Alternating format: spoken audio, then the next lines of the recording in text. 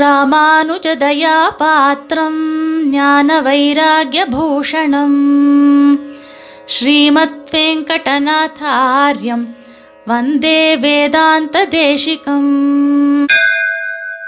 ஸ்ரீமதே ராமானுஜாய நமஹ. தேசிக அடியார்களுக்கு சுப்பிரபாதம்.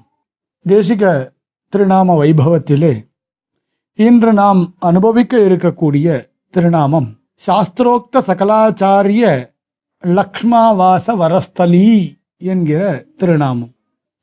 சாஸ்திரங்கள் கூறும் ஆச்சாரிய லட்சணங்கள் எல்லாம் வசிக்கும் உயர்ந்த ஸ்தலம், அதாவது பாத்திரம் நம் சுவாமி தேசிகன் என்று அழகாக சொல்லப்படுகிறது.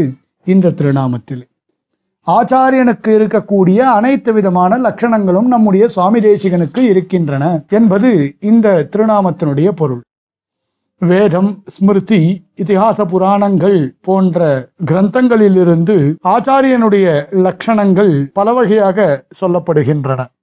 சுவாமி தேசிகன் தாம் அருளி செய்துள்ள ஸ்ரீமத்சாரம் போன்ற கிரந்தத்தில் ஆச்சாரியனுடைய லட்சணம், ஆச்சாரியர்களுடைய பெருமை முதலியவற்றை விசதமாக விளக்கியுள்ளார். ஆழ்வார் ஆச்சாரியர்கள் சாக்ஷாத் எம்பெருமான் ஸ்ரீமன் நாராயணனுடைய அவதாரம், அம்சம் என்பதை நாம் இதிகாச புராணங்கள் வாயிலாகவும் வேத ஸ்மிருதிகள் மூலமாகவும் ஆழ்வார்களுடைய அருளுச் செயல்கள் மூலமாகவும் அநேக விதமான பிரமாணங்களுடன் குரு பரம்பராசாரம் போன்ற ரகசியத்திலிருந்து தெரிந்து கொள்ளலாம். மேலும் சுவாமி தேசிகனே ஆச்சாரிய கிருத்தியாதிகாரம் என்று சொல்லக்கூடிய அதிகாரத்தில் ஆச்சாரியனுடைய லட்சணங்களை ஸ்ரீ சாத்வத பகவத்கீதா, வசிஷ்ட கரால சம்வாதம், சாண்டில்ய ஸ்மிருதி, சாத்தியகி தந்திராதிகளிலிருந்து தக்க பிரமாணங்களுடன் விளக்கியுள்ளார். கருணையே வடிவாக உள்ள நம்முடைய ஆச்சாரியர்கள் நமக்கு தத்துவம், ஹிதம், புருஷார்த்தம் என்ற மூவகையான செல்வத்தை எம்பெருமானிடம் எப்பொழுதும் பக்தி நிறைந்து இருக்கக்கூடிய தெய்வ பிரகிருதிகளுக்கு, நல்ல புத்தி உள்ளவர்களுக்கு, நல்ல எண்ணம் படைத்தவர்களுக்கு, புண்ணியசாலிகளுக்கு சம்வத்சரம் ததர்த்தம் வா மாசத்ரயம் அதாபி வா என்று சொன்னா போல் பரீட்சாதி மூலமாக நல்ல குணம் படைத்தவனா என்பதை விசாரித்து பல வகையிலே அவர்களை பரீட்சை செய்து பார்த்து அந்த சிஷ்யன் தகுதியுடையவன் என்று நிச்சயம் செய்து கொண்டு மற்றொரு மனிதன் அறியாதபடி அந்த சிஷ்யர்களுக்கு அந்த ஆச்சாரியர்கள் விளக்கி சொல்கிறார்கள். தத்துவஹித புருஷார்த்தத்தை நன்றாக உபதேசிக்கிறார்கள். யாரெல்லாம் அசுரத்தன்மை உடையவர்களோ, ஆசுர பிரகிருதிகளோ, தீய செயல்களையே அனுதினமும் சிந்திப்போருக்கு மறைத்தும் வைக்கின்றார்கள் ஆச்சாரியர்கள். இப்படிப்பட்ட ஆச்சாரியர்களுடைய லட்சணங்கள் என்று சிலது சொல்லப்படுகின்றன. சுவாமி தேசிகனே தன்னுடைய ஞாச விம்சதியில் சித்தம் சத் சம்பிரதாயே ஸ்திரதியமனகம் ஸ்ரோத்ரியம் பிரம்மனிஷ்டம் சத்வஸ்தம் சத்யவாச்சம் சமயநியதயா சாதுவிருத்தியா சமேதம் டம்பாசூயாதி முக்தம் ஜித விஷயகணம் தீர்கபந்தும் தயாளும் காலித்யே சாசிதாரம் ஸ்வபரஹிதபரம் தேசிகம் பூஷ்ணிரீப்சேத் என்று மிக அழகாக சாதிக்கின்றார். நல்ல ஆச்சாரிய பரம்பரையில் கற்று வந்தவர்களும் புத்தி சஞ்சலமற்றவனும் எந்தவிதமான குறைகளும் இல்லாதவனும் வேதாந்த சாஸ்திரம் அறிந்து கொண்டு அதன் பொருளாகிய பிரம்மத்தினிடத்திலே நன்றாக நிலை பெற்றவனும் சத்வகுணம் படைத்தவனும் சத்தியவாதியாகவும் காலத்துக்கு ஏற்ப பெரியோர்கள் ஏற்றுக்கொண்ட ஒழுக்கத்தை உடையவனும் எப்பொழுதும் பொறுமையாக இருக்கக்கூடியவனும் பெருமை படைத்தவனாக இருக்கக்கூடியவனும் புலனடக்கம் செய்தவனும் பொறாமை முதலிய துர்குணங்கள் இல்லாதவனும் தொடர்ந்து அனைவருக்கும் உதவி செய்து கொண்டிருக்கிறவனும் பரமதயாளுவும் மற்றவர்கள் செய்யக்கூடிய தவறுகளை கண்டுபிடிப்பவனும் தன்னோடு பிறர் நலத்தையும் எண்ணிக்கொண்டிருப்பவனுமான ஆச்சாரியன் நல்ல சிஷ்யனை தேர்ந்தெடுக்க வேண்டும் என்று சொல்லப்படுகின்றது. இது ஆச்சாரியனுடைய லட்சணங்கள். இப்படியே சுவாமி தேசிகன் ஞாசவிம்சத்திலேயே சிஷ்யனுக்கான லட்சணத்தையும் சாதிக்கின்றார்.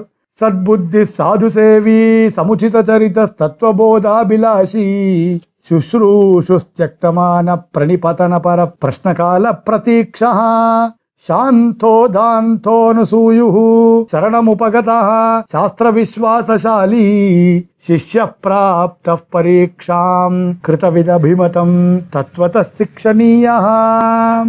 நல்ல புத்திசாலியாக இருக்க வேண்டும், நல்லோரோடு இணங்குபவனாக இருக்க வேண்டும், நல்ல ஒழுக்கம் உடையவனாக இருக்க வேண்டும், நல்லவற்றை அறிய விரும்புபவனாக இருக்க வேண்டும், சர்வதா குருவுக்கு பணிவிடை செய்து கொண்டிருக்க வேண்டும், அகங்காரம் இல்லாதவனாக இருக்க வேண்டும், ஆச்சாரியனை அடிபணிபவனாக இருக்க வேண்டும், ஆச்சாரியனிடத்தில் தன்னுடைய சந்தேகங்களை தீர்த்து கொள்ளுபவராக இருக்க வேண்டும், நேரத்தை எதிர்நோக்கி நிற்கின்றவனாக இருக்க வேண்டும், மனதையும் இந்திரியங்களையும் அடக்கினவனாக இருக்க வேண்டும், பொறாமையின்றி ஆச்சாரியனை சரணமடைந்தவனாக இருக்க வேண்டும், சாஸ்திரங்களில் நம்பிக்கை உடையவனாக இருக்க வேண்டும், பலவிதங்களில் பரீட்சிக்கப்பட்டவனாக இருக்க வேண்டும், எப்பொழுதும் ஆச்சாரியனுக்கு தன்யனாக இருக்க வேண்டும் போன்று சிஷ்யனோட லட்சணங்களும் சுவாமி தேசிகனாலே சொல்லப்படுகின்றது. சம்பிரதாயத்திலே நல்ல சிஷ்யருக்கு உதாரணமாக கூரத்தாழ்வானை பெரியோர்கள் தெரிவிக்கின்றனர்.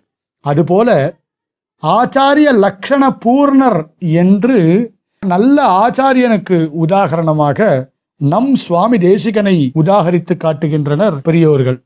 அப்படியே சுவாமி எந்தெந்த லட்சணங்களை மற்ற இடங்களில் சாதித்தாரோ அவையெல்லாம் ஆச்சாரியன் செய்யும் உபகாரம், ஆச்சாரியர்களின் வழியை பற்றி நாம் நடக்க வேண்டும், ஆச்சாரிய சீசூக்திகளுடைய பெருமை, ஆச்சாரியர்கள் உபதேசித்த அர்த்தங்களுடைய சபலதா, ஆச்சாரியனுடைய உபகாரம் போன்ற விஷயங்கள் எல்லாம் நமக்கு சுவாமி தேசிகனாலே காட்டப்பட்டு இருக்கின்றன.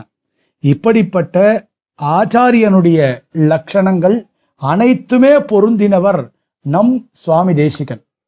இன்றளவும் நம்முடைய சுவாமி தேசிகனுடைய வழியிலே வந்த நம்முடைய ஆச்சாரியர்கள் சுவாமி தேசிகன் திருவடியை பற்றி கொண்டவர்கள். அவர்களுடைய திருவடியை பற்றி கொண்டு நாம் இந்த ஜீவனத்தினுடைய சாபல்யத்தை நாம் அனுபவிப்போமாக என்று கூறிக்கொண்டு அமைகின்றேன். ஸ்ரீமதே நிகமாந்த மகாதேசிகாய நமஹ.